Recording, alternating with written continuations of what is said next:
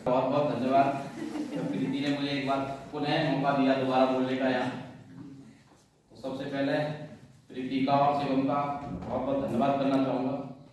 साथ ही जो भी मेरे साथीगण मंच पर बैठे हैं उनका बहुत हृदय से आभारी हूँ, क्योंकि उनके प्रयास और आप लोगों की लगन से ये प्रोग्राम सफल होता दिखाई दे रहा है मुझे, क्योंकि प्रोग्राम समाप्ति की ओर है।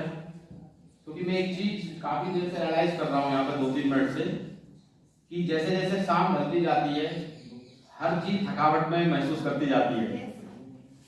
लेकिन यहाँ पर जितने भी स्टूडेंट बैठे हैं एक काफी जोश में बैठे हुए हैं। उसके दो कॉजेज हो सकते हैं।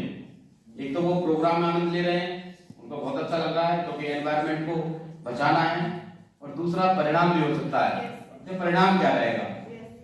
तो मैं ये तो नहीं कह सकता कि आप किस लिए इतने सजग और जागरूक होकर बैठे हैं, लेकिन मैं ये जरूर कह सकता हूं कि आप बिल्कुल जागरूक बैठे हुए हैं। बिल्कुल ऐसा लग रहा है फिट फॉर, कोई स्ट्रेस नहीं है, कोई थकावट नहीं है आपके उस पर। तो ये बहुत ही प्रशंसनीय है कि आप लोगों ने इतना प्रयास किया। जैसे अबू साहब ने बहुत अच्छी बात कही, इच्छा शक्ति। जब तक हम इच्छा शक्ति जागृत नहीं करेंगे, हम कितने भी सेमिनार, कितनी भी गोष्ठियां, कितनी भी वर्कशॉप, कितने भी भाषणबाजी कर लें, हम उसको कभी भी अपने जीवन में ढाल नहीं सकेंगे।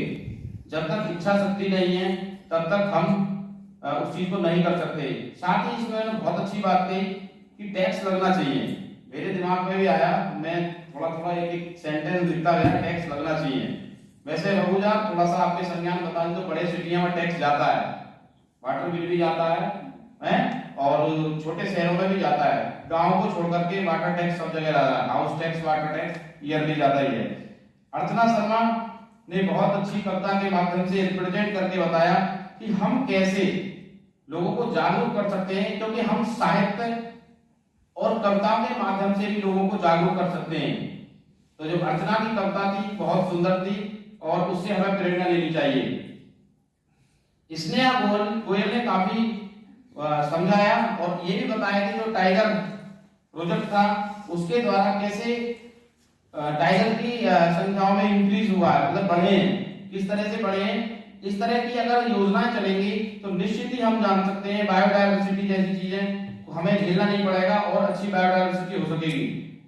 सुलेखा ने बहुत ही अच्छे पॉइंट्स के माध्यम से डिस्कस करके बताया ग्लोबल वार्मिंग कौन कौन सी गैसें किस तरह से नुकसान पहुंचा रही हैं, क्योंकि हर चीज की एक निश्चितता होती है। अति सर्वत्र वर्जते, किसी भी चीज की अधिकता हानिकारक होती है। तो इसलिए जो भी गैसेस हैं एक निश्चित आयाम में होनी चाहिए। और जैसा सुलेखा ने बताया कि दिल्ली, चीन के बाद दिल्ली सबसे ज्यादा प्रदूषित कंट्री है। इतना ग्रीन होने के बाद भी दिल्ली प्रदूषित है। क्यों? क्योंकि वहां पर जो वाहनों का संचालन है, वो वाहनों का संचालन से निकलने वाली गैसेस और वहां की ओवर पॉपुलेशन, क्योंकि हर चीज की एक निश्चित आयाम हो चुकी है। जैसे बाइक है, बस, कार, रेल, कोई भी चीज हो उसमें निश्चित होता है। का चालान काट दिया तो 3 सवारी थी, यानी हर चीज की एक लिमिट और लिमिटेशंस होती है। अगर उसको आप पार करते हैं तो कहीं ना कहीं वो इफेक्ट अवश्य होगी। देवेंद्र, माफी चाहता हूं, देवेंद्र का मैं सुन नहीं पाया। और प्रीति शर्मा से मैंने कहा भी था कि प्रीति शर्मा जब आप स्टार्ट करोगे मैं थोड़ा सा इधर हो जाऊंगा।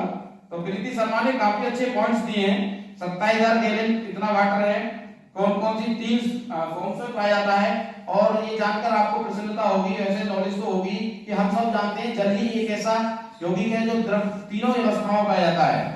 जल ही है जो सॉलिड, लिक्विड और गैसेस। ये बहुत अच्छी तरीके से प्रीति ने समझाया और किस तरह से इसको कंजर्वेटिव कर सकते हैं हम, उसके तरीके बताए कि कैसे छत वाला सिस्टम कर सकते हैं हम। नदियों में मिलने से पहले, गंदगी में जाने वाले स्थान से पहले हम उसको क्या कर सकते हैं, सुरक्षित कर सकते हैं बांध बना करके। अनु चौधरी ने जो आंकड़े दिए 86%, WHO की रिपोर्ट के अनुसार 86% जो ह्यूमन है वो वाटर के कारण डिसीज हो रही है। यानी वाटर क्या है, पॉल्यूटेड है, प्रदूषित जल है, जिसके कारण विभिन्न प्रकार की डिसीज हो रही है। और साथ ही अनु चौधरी ने बहुत सुंदर तरीके से समझाया कि 2 विश्व युद्ध हो चुके हैं। एक आइंस्टीन थे, E = mc²। यहाँ पर साइंस के बहुत सारे स्टूडेंट्स बैठे सब जानते हैं। उन्होंने पहले लगभग प्रेडिक्शन कर दी थी और हाइपोथेसिस बना दिया था कि तीसरा विश्व युद्ध होगा वो जल के लिए ही होगा, ये निश्चित है। उसके बाद इसी क्रम में कड़ी में योगिता शर्मा ने भी बताया कि जिम्मेदारियों से बचना नहीं चाहिए। जिम्मेदारी जो है उसको सही तरीके से निर्वाह करेंगे तो हम कहीं ना कहीं ऐसी समस्याओं से निजात पा सकते हैं। मनीषा ने काफी अच्छे आंकड़े लेकर के आई बायोडायवर्सिटी पर, रेड डाटा बुक के विषय में काफी अच्छी तरीके से समझाया कि कौन कौन सी प्रजातियां विलुप्त हो चुकी हैं, कौन कौन सी प्रजातियां विलुप्त होने के कगार पर हैं, कौन सी जातियां बचा ली गई हैं। वो रेड डाटा बुक जो 1972 में रिलीज की गई थी, 5 कॉपीज इसकी अब तक पब्लिश हो चुकी हैं और जिन वैरायटीज को बचा लिया, कंजर्वेटेड कर लिया गया है, उनका जो ब्यौरा है वो ग्रीन ट्रस्ट पर मिलता है। और ये प्रियंका ने भी काफी अच्छी तरीके से समझाया, एक कविता बहुत अच्छी थी, जल हूं मैं जीवन अनमोल फिर भी नहीं करता कोई मेरा मोल है। ये बहुत अच्छी तरीके से समझाया कि किस तरह से हम इतना अनमोल होने के बाद भी यानी कि मेरी कोई वैल्यू नहीं समझ रहा है। कहते नहीं आपने नॉर्मली सुना होगा यार मेरी तो कोई वैल्यू नहीं है, ऐसे जल भी रो रहा है, उजल कह रहा है कि मेरी वैल्यू कब समझेंगे। ये प्रियंका ने बहुत अच्छी तरीके से समझाया। साथ ही काजल ने काफी अच्छी तरीके से अपना जो बात थी वो रखी यहाँ पर। और एक बात शिवम ने बीच में कही तो वो मैंने नोट कर ली कि पानी बोतल में ना बिकने लगे।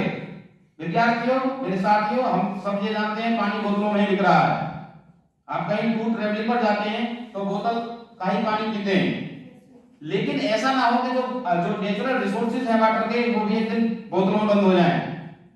तो इनको कंजर्वेटिव करना हमारी अकाउंटेबिलिटी भी है और रेस्पॉन्सिबिलिटी है। और उसी के साथ हमारे साथी मिस्टर विनोद जी ने आपको काफी बताया, काफी उदाहरणों के माध्यम से बताया कि हर किसी का जो लिविंग और नॉन लिविंग ऑर्गेन्स हैं यानी एबायोटिक बायोटिक कंपोनेंट्स हैं, उनकी रिप्रेजेंट बहुत ही महत्वपूर्ण है एनवायरनमेंट को सुचारू ढंग से संचालित करने के लिए। कोई भी चीजें हैं, चाहे एजेंट की हैं, जेड की हैं, चाहे एबायोटिक हैं, चाहे बायोटिक हैं, सबका अपना अपना रोल होता है। विद्यार्थियों, मैं भूलूंगा नहीं, मैंने आज तीसरे पीरियड में भी थोड़ा सा आपको बताया था कि कहीं तलवार, कहीं तसला, खुरपी, गराटी, कैंची, चिमटी, सुई, तलवार, सबका अपना अपना अलग अलग महत्व है। तो जो उसी प्रकार जो एबायोटिक और बायोटिक कंपोनेंट्स हैं, उनका भी कहीं ना कहीं अपना एक महत्वपूर्ण रोल होता है पर्यावरण को संरक्षित करने में, पर्यावरण को बनाए रखने में। क्योंकि ecosystem, food chain, food web उसी के द्वारा निर्मित होती है, बनती रहती है, चलती रहती है। अगर ये नहीं होंगे तो हमारे पर्यावरण में बहुत सारी समस्याएं आ जाएंगी। उसी के साथ जो हमारे साथी हैं मिस्टर कुंवर प्रसाद जी, मैं इनका पहले तो हृदय से धन्यवाद प्रकट करना चाहूंगा कि जिन्होंने अपना अमूल्य कीमती समय हमारे डिपार्टमेंट के लिए दिया और इन्होंने भी काफी अच्छी चीजें आपको बताई कि किस तरह से हम नेचुरल जो डिजास्टर हो रहे हैं, प्राकृतिक आपदाएं हो रही हैं, इनको कैसे रोक सकते हैं। और उसके बाद ही जैसे मैंने पहले बताया परिणाम, तो जज साहब ने परिणाम बना दिया होगा, लेकिन परिणाम से पहले जज साहब से परिणाम से पहले क्योंकि परिणाम बताया जाएगा आपको, मैं ये कहना चाहता हूं जो मैंने असेसमेंट करा, मुझे ऐसा लगा परिणाम बनाने में कहीं ना कहीं समस्या जरूर रही होगी, क्योंकि ये तो हमारे जज साहब इतने योग्य हैं, सुयोग्य हैं, जिसको बना पाए होंगे। अगर मुझ जैसा कोई परिणाम बनाने के लिए बैठा दिया जाता तो शायद मैं परिणाम नहीं बना पाता, क्योंकि मुझे यहाँ पर एक से एक प्रतिभा नजर आई, एक से एक प्रेजेंटेशन रहा। मैं वेरिएशन कैसे रखूं, ये मेरे लिए असंभव कार्य था। वेरिएशन ज्यादा नहीं कर सकते, कितना इतने अच्छे अच्छे वाक्य आपने बोले हैं, किसी ने किसी चीज को रिप्रेजेंट किया है, रिजल्ट बनाना मेरे लिए बहुत ही मुश्किल था। तो मैं एक बार जज साहब का पुनः हृदय से आभार व्यक्त करता हूं, क्योंकि उन्होंने समय दिया और ऐसी क्रिटिकल कंडीशन में एक जजमेंट तैयार किया जो मेरे लिए बहुत ही मुश्किल था। साथ ही मैं सभी को एक बार पुनः धन्यवाद देता हूं और बच्चों से यही उम्मीद करता हूं कि जिस चीज के लिए यहाँ पर हम एकत्रित हुए हैं, अगर आप वास्तव में इसको अपने जीवन में ढालेंगे तो मैं समझूंगा ये मेरे द्वारा और विभाग के द्वारा कराया गया जो कार्यक्रम यह सफल हुआ, अन्यथा इसका कोई रोल नहीं रह जाता। इसी के साथ मैं अपनी वाणी को विराम देता हूं। बहुत बहुत धन्यवाद।